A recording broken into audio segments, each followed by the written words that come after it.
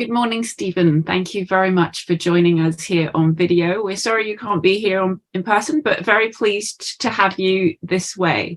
And I'm sorry as well. I'd have loved to be with you, really would. And thank you so much for this opportunity to say a few words. Thank you, Stephen. We really wanted to capture a little bit of your thoughts on making the case for government, making the case for community mediation. And I thought it would be a good idea to start with, why is it important that government support community mediation? Thanks, Mia. There is, I think, one short, big, vital answer. And that is, I think the world needs peacemakers as never before, both in this country and across the world. Government's job is to recognize profound need in the country that it governs and to find and to endorse possible solutions.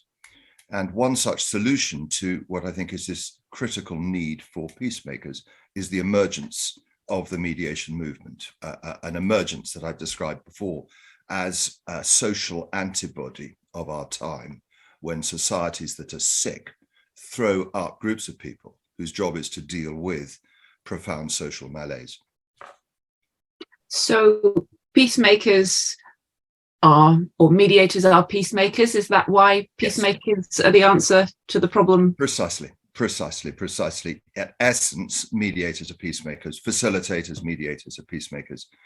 Our job is to help people have difficult conversations and thereby to restore relationships. And I think as I look at it, and having done it for 20, 25 years, increasingly, I think that the job is not primarily about helping these people agree better about the past, but about helping them to disagree well in the future. Let me just say a word on that.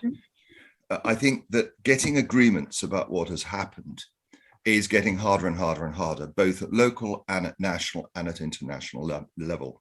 There's too much knowledge out there. There's too much access to knowledge. There are too many people, and there are too many inconsistent human rights now being thrown up. So reaching agreement, which is how probably for much of human history, civilized history has worked, and how we've looked for it. There's a change in thinking required, because we're not going to get those agreements. We have to learn how to disagree well in the future. And that's really hard. It's really, really, really tough. And for that, so often we need help. People who can help us look in a different way at the disagreement and how we work through it. So we need to look more to the future, not ignoring the past, but not focusing on getting the past right and agreeing perfectly on it. Precisely, because when one helps human beings work together and engage with each other, a relational rapport is built. And the relationship becomes maybe not wholly healed, but the relationship becomes significant.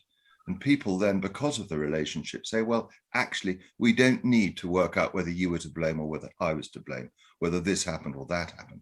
We can shelve that because something has come into being which enables us to say, well, moving forward, let's try it this way. And do you know what? We can live better together. We can engage better together. It will be, it will just be better. But that is tricky. It's difficult. I've been watching the All or Nothing football series on Netflix, or no, on Prime recently, and you remind me of something that actually touched me quite deeply, because it came from Jose Mourinho, who has the most amazing no one has ever said that before. Not sure if that's a compliment. I'm sure it is. But anyway, thank you, Mia. And I've never seen you and Jose Mourinho in the same light. But what he said was, the future is more important than the past. And I think that's just such an important perspective. Let me just gloss, I agree. Let me just gloss that for a second. We don't spend our life sort of trying to work out all that's going to happen in the future. We only live now. You can only love anybody now. You can only relate to someone now. If you get stuck on the past or stuck as to what will happen in 1, 2, 3, 4 days' time, then you're going to move it wrong. What I'm saying about what community mediators do, is to help people move away from trying to, usually it's judgment and blame about the past, but to say we need to live together. So we've got a now to work, and we may have to disagree about the past, so now can be better. And the now means that we're going to do it this way. And we're going to listen to each other. We'll respect each other. We'll just try and work better together in the now. And the now in a community context is when I bump into you in the lift going down from the 12th floor or whatever. So why is this urgent now? And why is now the right time? Okay. Golly, how long do I have? But very, very briefly, 2 points. First, what I see, and I think probably when we look not just at our own nation, but across the world, we see polarization at all levels, more and more and more. And that is an increasing phenomenon. And it's an increasing disaster, actually, because polarization leads to isolation and loneliness. People get isolated and separated. People tend to talk to only those who agree with them. So we have the phenomenon of the likes, the ticks. So we withdraw into echo chambers. And that movement away from center towards polarized extremes leads to implosion, a collapse of the middle ground, and a collapse of relationships in society. And that is what is happening. What facilitator mediators do is to go and stand in the middle. And as you use this as a metaphor, the mediator is in the middle and exercises a sort of gravitational, a sort of an emotional gravity, psychological gravity that draws back to the mediator in the middle, those polarized people. So if the facilitator mediator is, as it were, standing there, these people, if they want to talk to the mediator, have to move from very polarized positions towards each other because the mediator is standing in the middle. So the phenomenon really is that this is what the mediator does, but it is urgent because of polarization. So that's the first of the two answers. The second is this, and I think there's really a lack of good alternatives. There are traditional default options when we hit conflict, and you look back over human history. Basically, they're twofold. You either fight or you run away, fight or flight. That is the traditional. They never worked, but they were sort of vaguely doable. Now, I think neither of them are even doable. Fighting is too dangerous. Just look at the headlines. Is there going to be a bomb? Won't there be a bomb? What will happen? And secondly, the running away bit. Well, we can always run away. We can always go somewhere else. We can escape from the problem.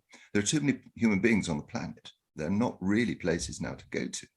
And with the whole climate change disaster, where the space on the planet is reducing, we can't run away.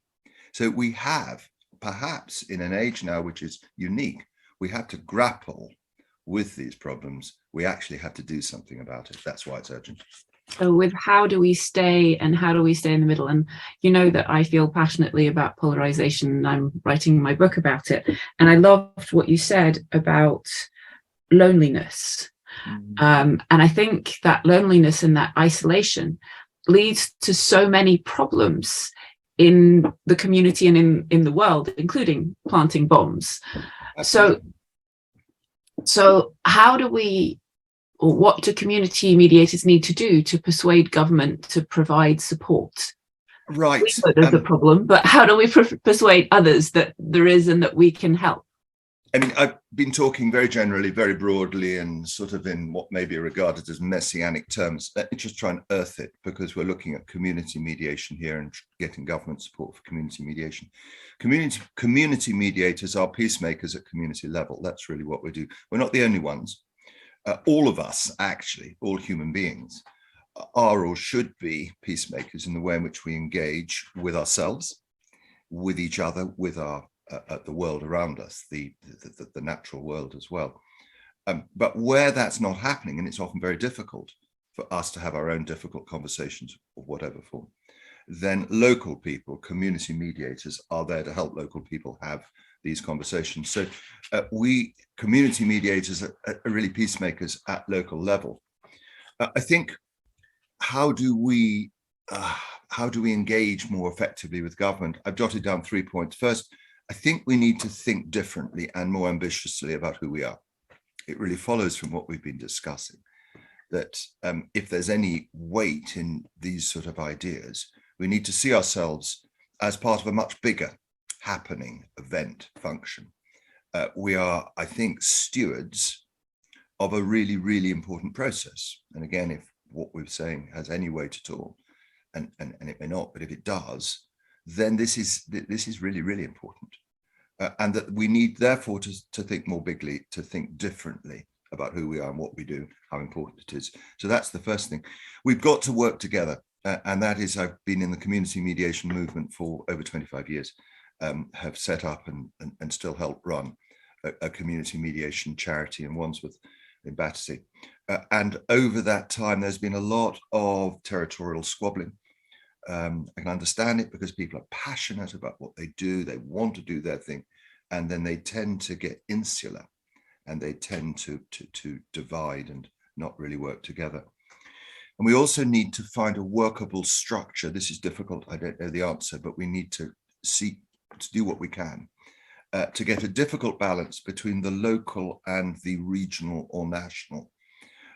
Localness is vital. Localness is where individual people are. And what I'm talking about is helping individual people find better solutions to problems, disagree well and move forwards. So localness, where the people live, is where most mediators operate and where most community mediation organizations are focused. But simply to be local probably doesn't work efficiently in today's world. And we need a regional or national structure for funding, administration, and matters like that. So getting the balance between that is, I think, critical. So think big, work together, and yes, find this balance between the local and the national, in yes, essence. Yes. And when you say work together, I have a couple of questions coming out of that. One thing that comes to me is yesterday we had some focus on peer mediation. And so we had the Peer Mediation Network talk to us, and then we also had Dave Walker talk about how some of the community mediators that he sort of recruits come from peer mediation. And you spoke earlier about everyone should be a mediator, really, and then we should have specific mediators. So we're all peacemakers. We're all peacemakers, yeah, in our individual lives. And many of us will end up mediating in different fields, depending on where we're based and live and what we do. So how does peer mediation interact with us working together? This is a new question. I know that I'm springing on you. And I think the other thing is, it's just more generally, how important is it? You've talked about people sort of having their sort of fiefdoms and that being understandable, but how important is it that we collaborate? Well, if I mean, I think it's vital, because if we separate into little individual processes and practices, if the peer mediators say, this is us, we're separate, we're not part of anything more, community mediators, family mediators, restorative justice, victim offender mediators, workplace mediators, commercial mediators, we can all see ourselves as small, separate, discrete, stand-alone groups of people. And if we do that, I think we will, we'll muddle along probably okay. Many will go to the wall because we don't have the funding, but we are losing the bigness of what we've got. If we are part of this mediation phenomenon, we're all, as it were, aspects of, tips of the iceberg, or aspects of some sort of jewel, but we're different facets of something bigger. And to persuade our 21st century world that this is important, I think we have to see ourselves more joined up. So therefore, what you've said happened yesterday sounds brilliant. Of course, we need to see overlaps and links between these different mediating processes. And while the processes may be very, very separate, so a commercial mediation, which is what I do, will look different from a community mediation. We don't do home visits. It will look very different from a restorative justice. We don't spend weeks or months working with both victim and offender in order to prepare for the meeting that they have. So there are lots of different practices, but I suspect in any training for each of those practices, there's probably a 60% overlap, I would guess, because it's about respect, it's about listening, it's about helping people disagree well. Go back to that theme, and that pulls in all the emotional, relational energy, focus, and power that underpins what we do. I think you're absolutely right. There's probably 60% of the training that's the same. And I would go further in terms of counsellors, psychotherapists, and hostage negotiators. 60% of the training, the same. Great. Yeah. Why isn't government currently more supportive? Well, I think I'm not sure we've made our argument. I mean, a lot of what we've been saying suggests that we need to think bigger, and therefore we have an argument to make, and I'm not sure we've made it. So I think that's something we need to improve on. It's not always an easy sell, because mediators are in one sense trying to prove the negative. By that I mean, our job is to help horrible things happening, not to stop them happening, but to help people help not do horrible things to each other. And if horrible things haven't happened, you don't know what they would have caused or what would have happened. So you're proving the negative. And so I think some form, I know you're very keen on trying to develop some form of research as to what the saving is, not just in costs, but in emotional capital, in sort of personal engagement in communities, what it is we save. And I think proving that would be helpful. I think we all care deeply about the emotional side and how much that helps people, but I'm wondering, I think government probably cares more about the cost savings, and maybe that's where that focus needs to be.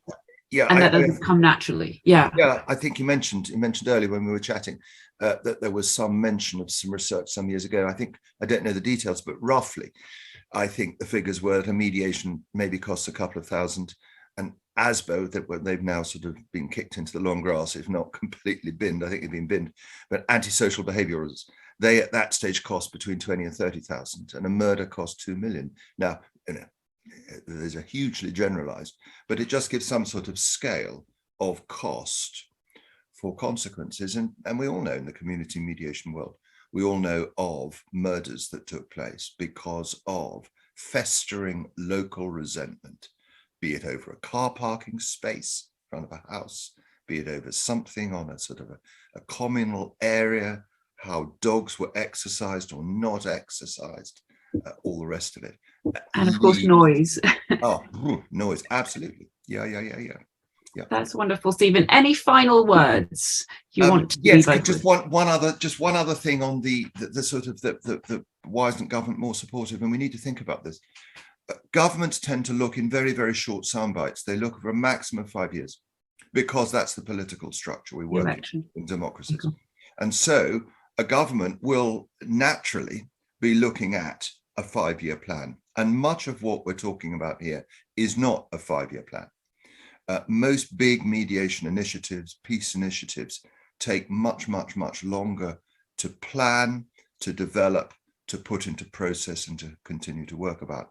So we need to think not just bigger in terms of who we are and what we do, but longer term in terms of a 10, 15-year project, whatever it is. And that's going to require buy-in, and will require a degree of change of thinking, probably, of the political parties that we'll need to talk to. Thank you very much, Stephen. This has been Huge pleasure. very, very helpful. Thank Huge you. Pleasure.